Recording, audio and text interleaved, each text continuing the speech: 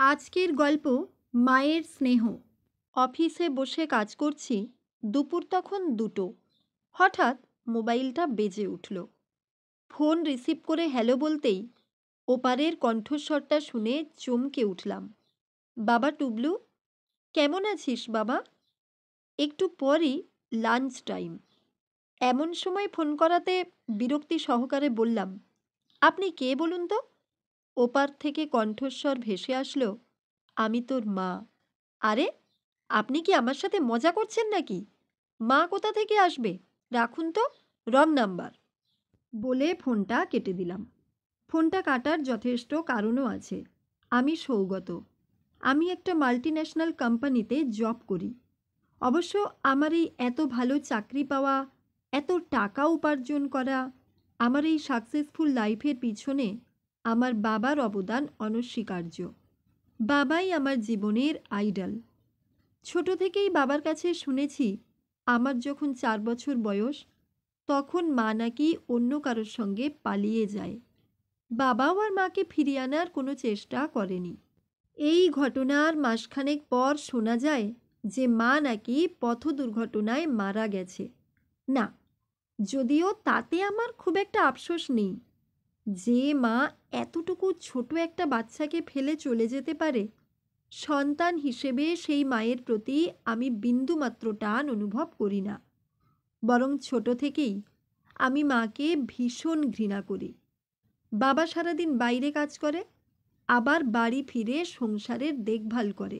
পাড়া প্রতিবেশীরা বাবাকে আরেকটা বিয়ে করার পরামর্শ দিয়েছিল, কিন্তু বাবা তা করেনি। বরং সব কিছু নিপুণ হাতে বাবা একাই সামলে গেছে। কিন্তু এই গলার স্বরটা, ওটা যে ভীষণ চেনা মনে হয়, যেন সেই ছোটবেলায় শোনা কণ্ঠস্বরের সাথে হুবহু মিলে যায়। এরপর দিন যায়, মাস যায়, আর কোনো ফোন আসেনি। ঘটনাটা প্রায় ভুলতে বসেছিলাম। হঠাৎ একদিন আবার একটা আননোন নাম্বার থেকে ফোন আসে। রিসিভ করলে ওপার থেকে শোনা যায় সেই একই কণ্ঠস্বর। মাকে কি একটুও মনে পড়ে না বাবা? তোকে শুধু একবার দেখতে চাই। ওনাকে বললাম, শুনুন, আপনার কোথাও ভুল হচ্ছে। আমার মা আর বেঁচে নেই। ফোনটা কেটে দিলাম। তবে এবার আর ঘটনাটা এড়িয়ে গেলাম না। বাবাকে পুরো বিষয়টা জানালাম। কথাটা শোনার পর বাবা কেমন যেন গম্ভীর হয়ে গেল এবং রাগত স্বরে চেঁচিয়ে উঠল আমার ওপর, তোমার কি বাবাকে সন্দেহ হয়?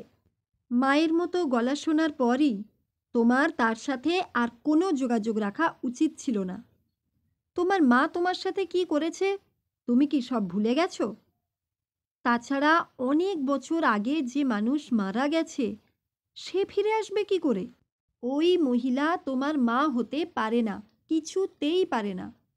আমি একটু অবাকই হলাম।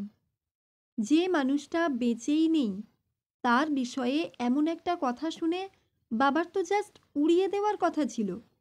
তা না করে বাবা এভাবে রিয়্যাক্ট করলো। প্রায় মাস 6 পর আবার সেই অচেনা নাম্বারটা থেকে ফোন এলো। তোমার মোবাইলে একটা ঠিকানা পাঠিয়েছি বাবা, মনে হলে একবার এসো। তোমার মা অসুস্থ। তুমি যদি একবার না আসো, তাহলে তোমার মায়ের ব্যাপারে অনেক কিছুই তোমার অজানা থেকে যাবে। ভাবলাম বাবাকে কিছু না জানিয়ে মোবাইলে আসা ঠিকানাটায় একবার ঘুরে আসব। কে ওই মহিলা, আর কেনই বা আমায় বারবার ফোন করছে, জানা দরকার। মা যখন চলে গিয়েছিল তখন আমি খুব ছোট। সেই সময়ের কথা তেমন একটা মনে নেই। তবে মায়ের সাথে যতটুকু স্মৃতি আমার অবচেতন মনে রয়ে গেছে, তা বেশ মধুর। মায়ের মুখটা খুব আবছা মনে পড়ে। মা আমার খুব যত্ন নিত, আর শরীর খারাপ হলে তো কথাই নেই, পাশটা ছেড়ে নড়তো না। আমার মাথাটা কোলের ওপর নিয়ে সারা রাত জেগে বসে কাটিয়ে দিত। মা বাবাকেও টেক কেয়ার করত। বাবার সাথে মায়ের মাঝে মধ্যে ঝগড়াও হতো। একটা সময় মা হার মেনে নিয়ে চুপ করে যেত। কিন্তু কি থেকে যে কি হয়ে গেল, আমায় ফেলে মা চলে যেতে পারল? না না, মাকে নিয়ে এসব কি ভাবছি? মাকে আমি ভীষণ ঘৃণা করি। বাবাই আমার কাছে আইডল। বাবা আমার জন্য লাইফে প্রচুর স্যাক্রিফাইস করেছে। বাবা আমাকে পৃথিবীর সব সুখ এনে দিয়েছে। শুধু একটা জিনিস বাবা আমাকে কখনো দেয়নি, তা হলো স্নেহ। বাবার মধ্যে আমার প্রতি দায়িত্ববোধ প্রবল, কিন্তু কখনো আমার পাশে বসে মাথায় হাত রাখেনি। কখনো বলেনি, মানেই তো কি হয়েছে, আমি তো আছি। অসুস্থ হলেও কখনো বাবার মধ্যে আমার প্রতি মমত্ব বোধ অনুভব করিনি। শুধু এই আবেগ অনুভূতিগুলো ছাড়া বাবা আমার কাছে এক দায়িত্ববান যান্ত্রিক হিরো। এসব ৭-৫ ভাবতে ভাবতে আমি যেখানে এসে পৌঁছলাম সেটা সম্ভবত একটা অনাথ আশ্রম। এখানে অনেক ছোট ছোট ছেলেমেয়েরা খেলে বেড়াচ্ছে। অনাথাশ্রম সংলগ্ন একটা ছোট মাটির বাড়ি আছে। বাড়িটার সামনে লেখা আছে সেবা সদন। কয়েক কামরা ঘর আর সামনে লম্বা বারান্দা। বারান্দায় একটা তালপাতার চাটাই পাতা, তার ওপর এক বয়স্ক মহিলা শুয়েছিল। আমায় দেখে উঠে বসে বলল, তুমি এসেছো বাবা? তুমি কি জানো তোমার মা আজও বেঁচে আছে? হ্যাঁ বাবা, সে অনেক কথা। তুমি তখন খুব ছোট। তোমার মা আর বাবার মধ্যে প্রায়ই ছোটোখাটো ঝামেলা লেগেই থাকতো। তোমার এক দূর সম্পর্কের মামা ছিল। সম্পর্ক দূরের হলেও ওরা ভাই বোনের মতোই ছিল, আবার বন্ধুর মতো। একে অন্যের সাথে সব কিছু শেয়ার করত। একজনের বিপদে আরেকজন ঝাঁপিয়ে পড়ত। তোমার বাবা এটা পছন্দ করতো না। যত দিন যেতে লাগলো ওদের এই মধুর সম্পর্ক তোমার বাবার চোখে বিষাক্ত হতে থাকলো। এটাই ছিল তোমার বাবা মায়ের মধ্যে অশান্তির মূল কারণ। এমনকি তোমার মাকে এতটাই সন্দেহ করত যে তোমাকেও তোমার বাবা তার নিজের ছেলে বলে মনে করতো না। তার ধারণা ছিল তুমি অন্য কারো সন্তান। তাই তোমার বাবা এই সম্পর্কগুলোকে জীবন থেকে ছেঁটে ফেলতে চাইল। আর তার সেই ভাবনাকে বাস্তবায়িত করার জন্য তোমার বাবা একটা ফন্দি আঁটল। তোমার মাকে গিয়ে বলল, সংসারের একঘেয়েমি থেকে মাসখানেকের জন্য তোমায় ছুটি দিলাম। এই ১ মাস তোমায় অন্য একটা জায়গায় গিয়ে থাকতে হবে। সেখানে ঘুরে বেরিয়ে তারপর আবার তোমার সংসারে ফিরে আসবে। এই বলে তোমার মাকে একটা অনাথাশ্রমে পাঠিয়ে দিল।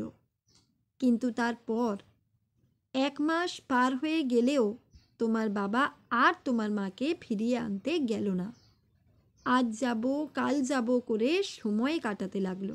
এদিকে তোমার মা যখন তোমায় দেখার জন্য ব্যাকুল হয়ে উঠল, দিনের পর দিন তোমায় দেখতে না পেয়ে তোমার মা অসুস্থ হয়ে পড়ল, তখন একদিন তোমার বাবার ফোন এলো। তোমার বাবা বলল যে তুমি নাকি কোনো এক কঠিন অসুখে মারা গিয়েছ। তাই তুমি যখন নেই, তোমার মায়ের আর এ বাড়িতে ফেরা হবে না। যে বাড়ি ঘিরে রয়েছে তোমার স্মৃতিতে, সেখানে তোমার মাও আর ফিরল না। ওদিকে তোমার বাবা তোমাকে বলেছে যে তোমার মা এক দুর্ঘটনায় মারা গেছে। তোমার বাবা কেন এমনটা করেছে জানো? সন্দেহের বশে। তুমি তার সন্তান নও, শুধুমাত্র এই সন্দেহে মায়ের থেকে ছেলেকে আলাদা করে দেবার জন্য তোমার বাবা এ কাজ করেছে। সেই থেকে তোমার মায়ের ঠিকানা এই অনাথ আশ্রম। সেদিন থেকে তোমার মা এই আশ্রমের শত শত অনাথ শিশুদের বুকে জড়িয়ে নিয়ে তোমাকে হারাবার শোক ভুলতে চেয়েছিল এবং নিজে উপার্জন করে তার এই সন্তানদের দায়িত্ব আজও পালন করে চলেছে। সেই উপার্জন থেকেই একটা মোটা অঙ্কের টাকা তোমার বাবা মাসে মাসে এসে নিয়ে যায়।